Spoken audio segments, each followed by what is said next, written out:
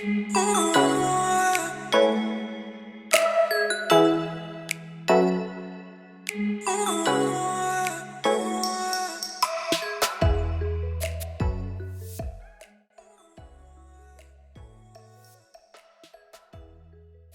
guys, my name is MJ and you're welcome back to my channel. If you're a returning subscriber, thanks for sticking around, and if you're watching me for the first time, make sure you click the subscribe button and join the family. Okay, everything about me and this channel is in my description, so kindly pop in to check it out. Okay, so let's get on to why we're here today. So some time ago on my Instagram and Twitter, I did a poll regarding if my followers were interested in me talking about BSc Nursing top up in the United Kingdom. Okay, and quite a number of people did show interest. So yeah, so I decided to, let's talk about it. Okay, because I do care about you guys and I do listen. So today, that's what we're gonna be talking about. Everything that you need to know regarding BSc Nursing top up in the United Kingdom. So if you're interested in knowing more or learning more about this, then keep watching this video. I'll be right back after the break.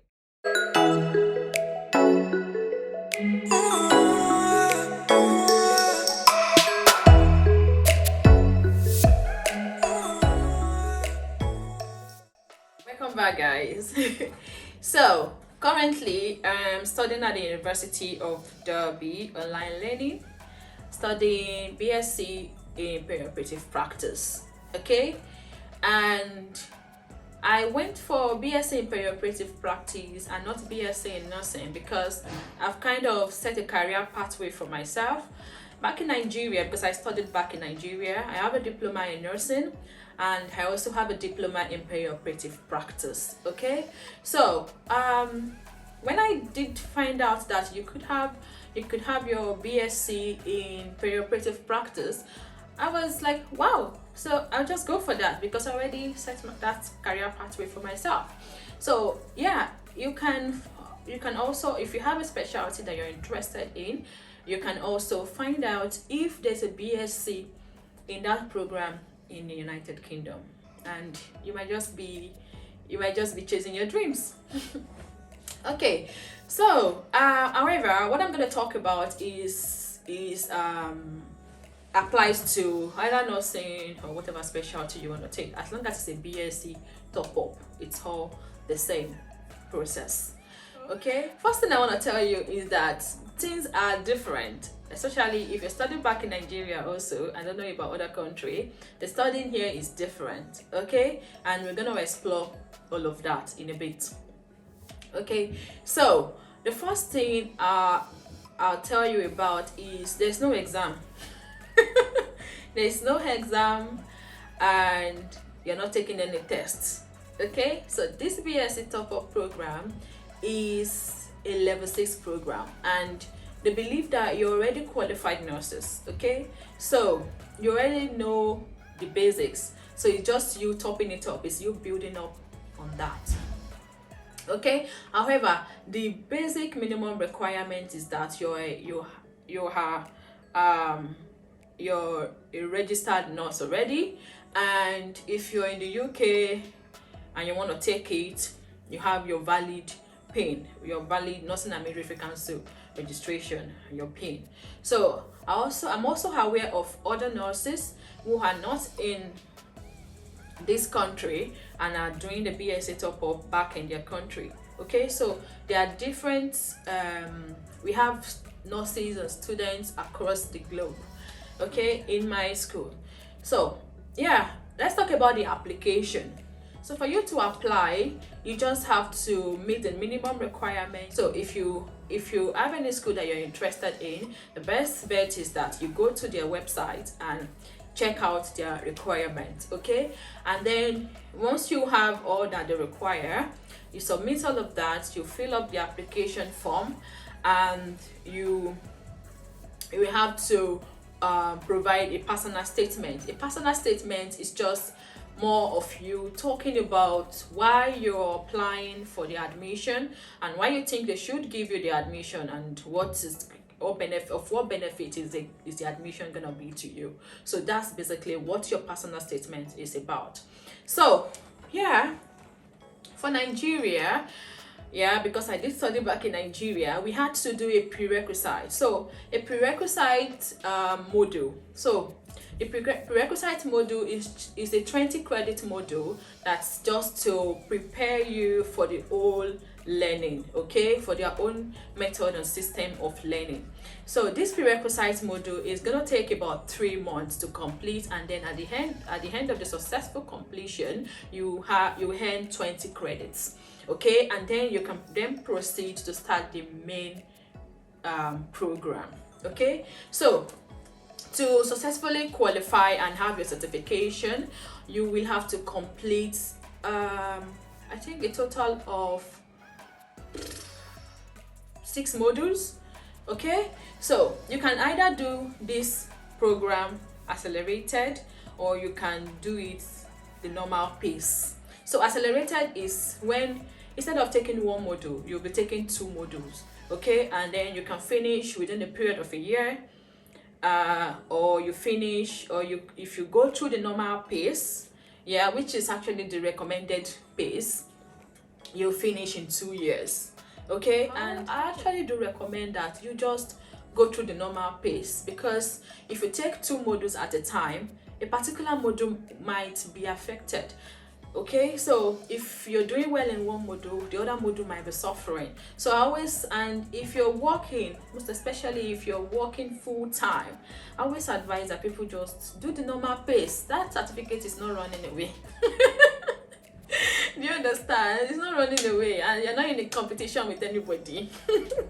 Yeah, so it's better. Whatever is worth doing at all is actually worth doing well. So it's better to just go through the normal pace, take your time, so you can have time for other things in your life. But if you don't have any other things doing, then you can do the accelerated. I mean, if you have all of the time to do it. So because I do know people who do the accelerated pathway, okay. So that is that about the application. So now for the modules, before you start, I always tell people that you have to be very intentional and be careful with the kind of modules that you choose, okay. So if you're someone that already have an area of interest, maybe you already have a specialty that you're interested in, for instance, maybe infection control, maybe recovery room nurse, or maybe in intensive care nursing, you know, maybe you already have a particular specialty that you're interested in, maybe diabetic nursing and all of that, then it will make sense that you select your modules around this. And for nursing, you do have optional modules that you can play around with, okay. But for perioperative practice, we have we have compulsory modules. They're not optional. So but for nursing, you have a lot of modules to play around with, so you can select your modules around your area of interest, okay. And I also find out that if you pick a module that you can relate with and you're interested with, it reflects on your results. It actually do reflect on your results.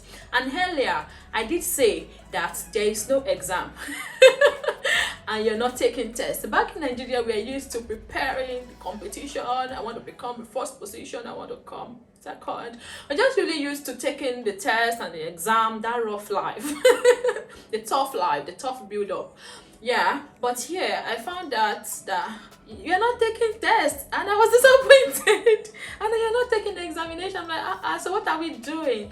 So it's more of a level 6 study, yeah, and it's more of academic writing. So you're writing essays, you're writing reports, you're referencing, you're writing research. So that's what this top-up is about.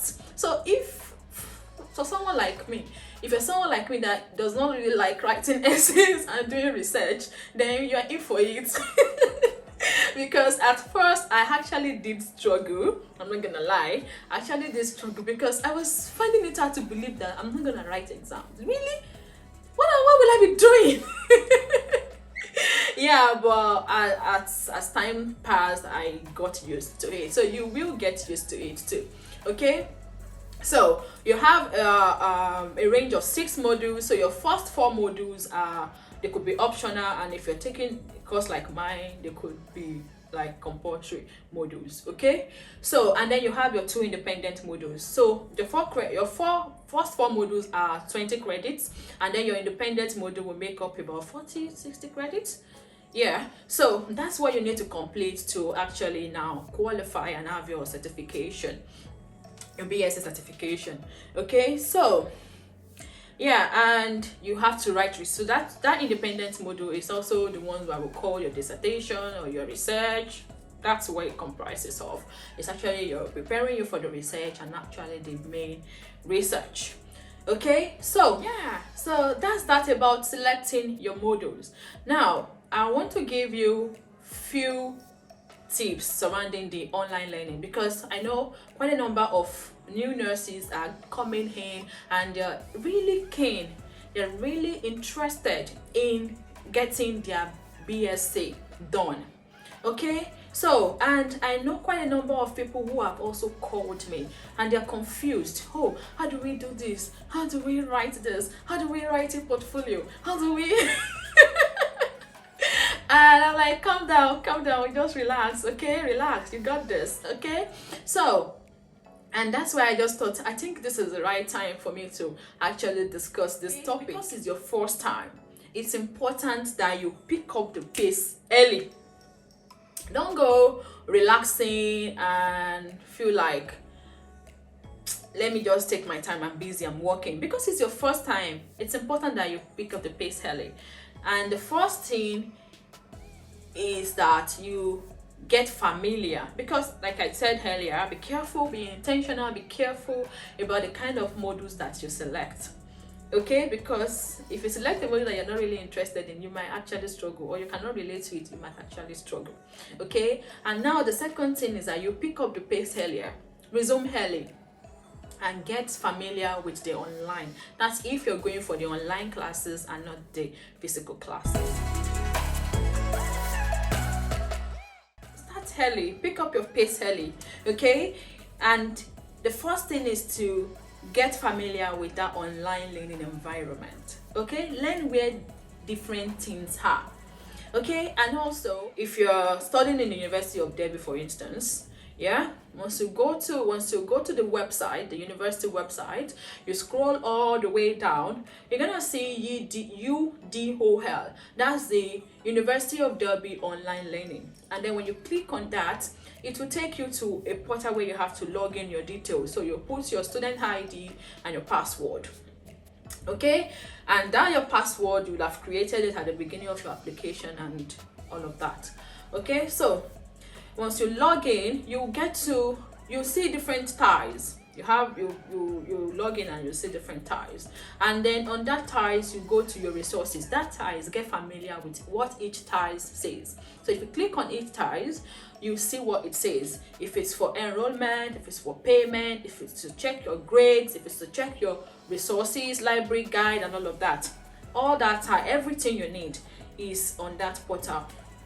Okay, so once you log in and you click on this particular tab, which is your resources, once you click on resources, you get to the online learning environment. And once you are in, get familiar, everything you need is in that portal. It's made in such a way that it's compact and everything you need is just there. If it's your tutors information, their contact number, your modules, your grades, your group discussion board, and everything, just keep clicking and finding out, oh, what's this about? Oh, what's this about? Oh, what's this about? Now, once you've gotten yourself familiar with that environment, the first thing you should do, I said it earlier, that start early. Okay, sorry, I said first thing is to be careful with the kind of modules that you select. Select a module that interests you, a module you can relate with. Okay, and then the second one is that you start early. Pick up your pace early, because it's your first time. So don't relax and think, I'm gonna sort it. Okay, just pick up your pace early. It's never too early. Okay, and then the second thing is that you get familiar with that environment, that online learning environment. Get familiar with it, play with it, do a lot of things, just get familiar.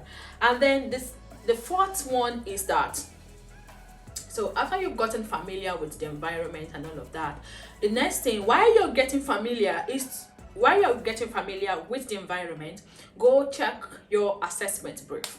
Now, under your assessment brief is gonna contain the information, the timetable, information about the module, okay? And then it's gonna contain your assignment, what your assignments entails, how many assignments you're gonna do, and how many words you're gonna write, and what you will do, the learning outcome, and everything that you need to meet. It's in that assessment brief.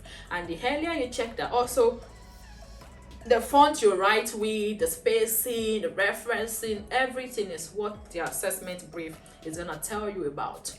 Okay?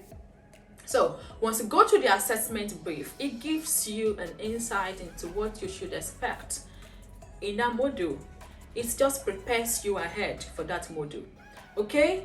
And you can kind of structure your time, your rota around the timetable, because you'll be able to know, oh, next week something is coming up next. Maybe you are having a webinar next week and all of that. Now, it's okay if you do not have the time to attend this webinar. Yeah, it's okay. Most of the time, I rarely even attend the webinar because I'm always working. Okay, but anytime that you have the opportunity to join the webinar, please join so you can ask your question and get it sorted. Okay, so or otherwise you can watch it. That's the good thing. Every webinar that they do, they always record it. So once you go back to your online platform again, you go back to collaborate or recordings, and then you will see the recordings there, and then you can watch it. Don't be scared, just play with everything, just keep clicking. You cannot spoil it. Yeah, so go through your assessment brief early. That's the next tip for you. Now the next tip I'm going to share with you is that you make use of your tutors.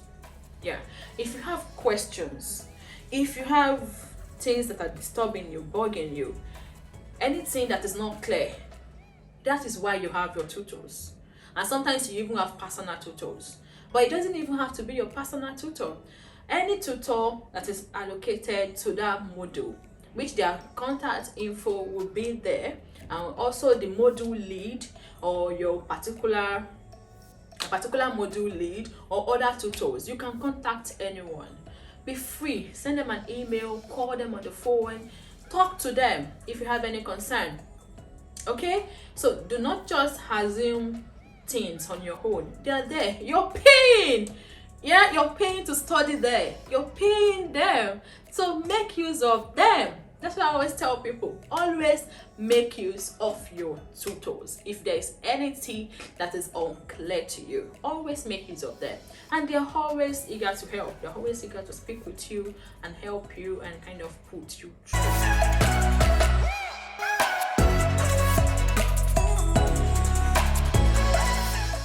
So, I forgot to mention something when I talked about the assessment brief. So when you go to the assessment brief, you're gonna see formative assessment and summative assessment.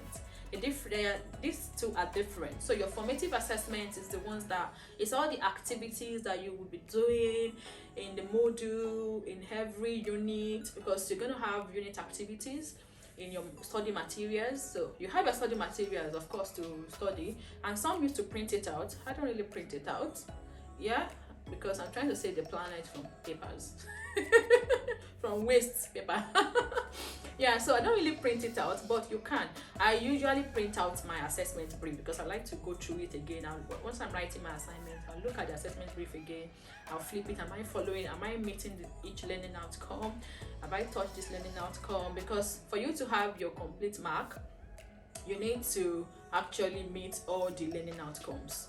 Okay, so the formative assessment will prepare you towards the summative assessment. So the formative assessment is all the activities that you need to take. No one is marking them, but they're going to guide you. They're going to prepare you towards the summative assessment, which is the one that will be marked, which is your final assessment, which is your assignment that you will submit at the end of the teaching at the end of the module, at the deadline. Yeah, so that's what summative assessment is. Now, they always recommend 20 hours study time, okay? But you know you're working full time, and that 20 hours might not be feasible. You might not be able to do that, okay? So I try to at least study twice in a week, okay? I try, you see that try, there is emphasis on it. I try to study twice in a week, okay? I try to catch up with the unit, because if you leave the unit, it's gonna pile up, and as you go through each unit in your study material, you get clarity on the topic or on the assignment actually. Yeah, and if you're participating in the unit activity, it also prepare you for the final submission, okay, which is your assignment. Okay, so they recommend 20 hours of study, but that 20 hours, because you might not be able to do that 20 hours, you can actually do maybe when you're back from work, or actually you can actually do it because after all, you have 24 hours in a day. Yeah, of course it's impossible for you to study the whole 24 hours, but even if it's 6 hours or 4 hours, you can catch up. So that's why I said at least 2 days you should be able to sort that out. Okay, now another important thing, you cannot just lift stuffs from people's work. How will you feel if you write a book and you see other people making use of the words directly from your own book without referencing you? You feel bad, right? That's what I thought. So when you are writing your assignment, it's important that you reference everyone, every person that you quote in your work.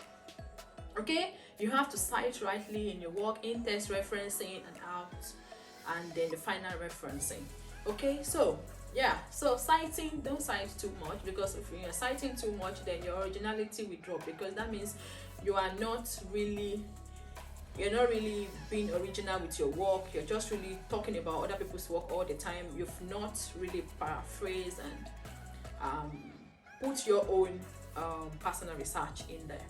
So too much of citing is not good in your work, and you have to actually cite in your work.